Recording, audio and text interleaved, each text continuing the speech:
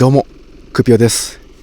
今日なんですけど、日本特殊ボディさんが新しい走行充電システム開発されたということで、検証しに雪山に来ました。なんとですね、多分世界一の発電量を誇るんじゃないかと言われています。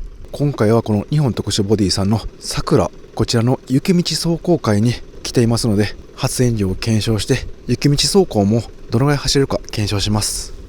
どんだけ発電するんでしょうか。普通はよくても800ワットとか1って1000ワットですよね。もう楽しみでしかありません。ではまずこのさくらのスペックを簡単に紹介します。自分のチャンネルで前にキャンパー鹿児島さんの旅エクスという動画を上げたんですけど、そちらの車両と同じベース車はイスズの B カムになります。肉のダブルタイヤになります。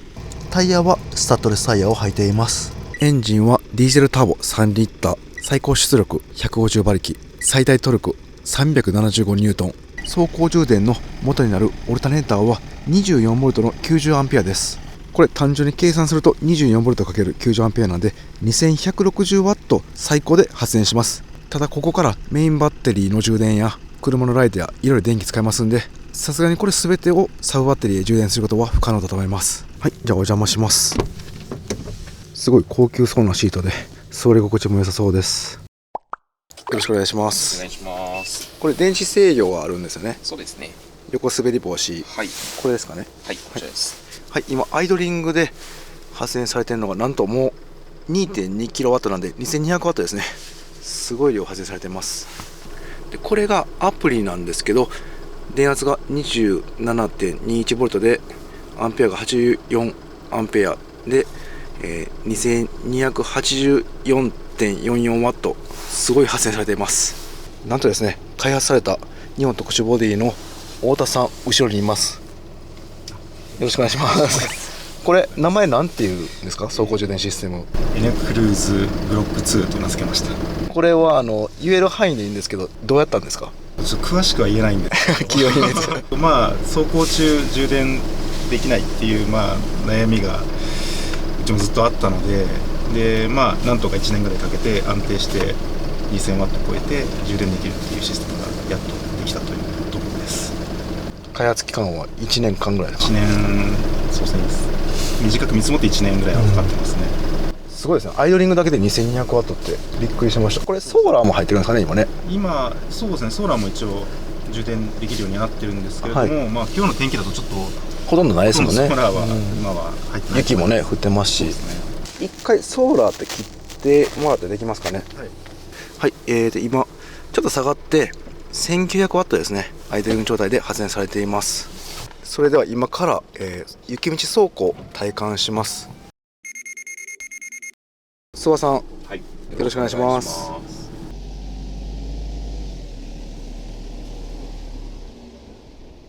ディーゼルターボ3リッターなんでかなり出だしトルクがあってスイスで走ってくれます。で結構こんな感じで急なコーナーにも続くんですけど、助手席に乗ってる感じではすごい安定していて、そんなにロールも今感じてません。後ろは結構揺れてるかもしれません。河野さん、後ろの方は乗り心地どうですか。はい、全然問題ないです。あんま揺れてないですか。そうです。そこまで強い揺れとかはないです。本当ですか。はい、大丈夫です。だんだん雪深くなってきました。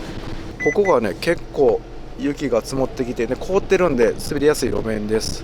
かなり急な勾配で、だいたいですねもう8度ぐらい勾配ありそうです。でも普通に登っていってくれてます。滑らずに登ってます。この辺も完全に凍ってますね。はい、このピピピってなったんですけど、横滑りが発生しました。電子制御が働いて横滑り防止電子制御 ASR 制御が働いて滑りが止まりました。このぐらい雪深かって滑るとこのリアが滑って感じですね。雪道あるんですけど、この ASR 働いた時にその横滑りがすぐに止まりました。肉なんですけど四駆のような乗り心地になっていました。これは肉でも雪道ある程度安心ですね。で今走行中の走行充電器なんですけど、2.3kg なんで 2300W 発生されています。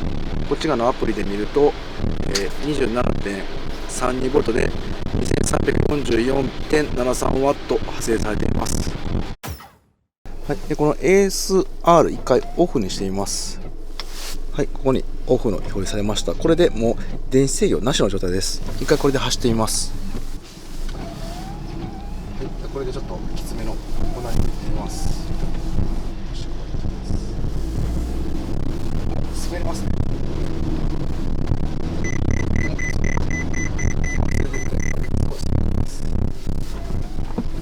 やっぱりこの ASR オフにすると横滑りしてなんか本来の肉の走りになります。グイグイっていうことで、せっかくなんで。あ、そうですね。はい。早速結構急なんで安定してますね。はい。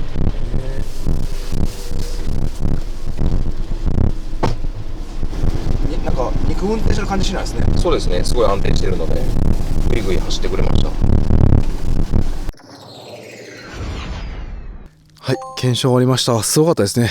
なんと走行充電が走行中は 2300W でアイドリングで 1900W 発電されてます。こんだけ発電したらもう電気困んないですね。で今回1時間ぐらい雪道走っていたんですけど、ずっと走行充電で 2000W 超えていました。なので最初だけ発電量高くて後で下がってくることはなく、ずっと高い発電を維持している状態でした。これはすごいですね。キャンピングカーの生活スタイルがガラッと変わりそうです。この新しい走行充電システムがあれば夏場エアコンもずっとかけっぱなしで大丈夫だと思います。でこの肉のイスビーカムの走破性についてなんですけど ASR がすごかったです。もう正直びっくりしました。自分は現在4駆のキャンピングカーベース車カムロードを所有しています。以前肉のキャンピングカーも所有していたんですけど、やっぱり肉は横滑りを起こします。こうなんかリアが滑る感じですね。それがあります。でもこの滑った瞬間に電子制御入ってそれがなくなるんですね。なんか変な感じでした。まるで四駆に乗ってるようなそんな感覚でした。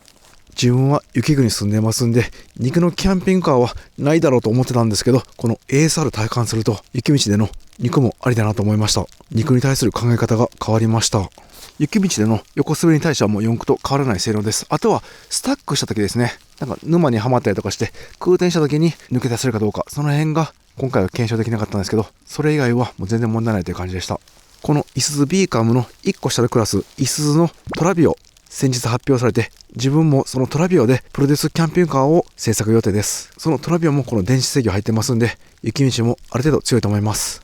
現在サクラは4駆はなくて肉のみです。で4駆もいずれ販売されるかもしれないということなんですけど、まだイスズさんから4駆のビーカムベース車が発売されていないので現在未定ということです。でもね、4駆だったらこの重量が200キロぐらい重くなります。で価格も結構跳ね上がります。なのでたまに雪道走るぐらいならもうこの肉の電子制御ありでいいかもしれません。そう思える走行会でした。それではご視聴ありがとうございました。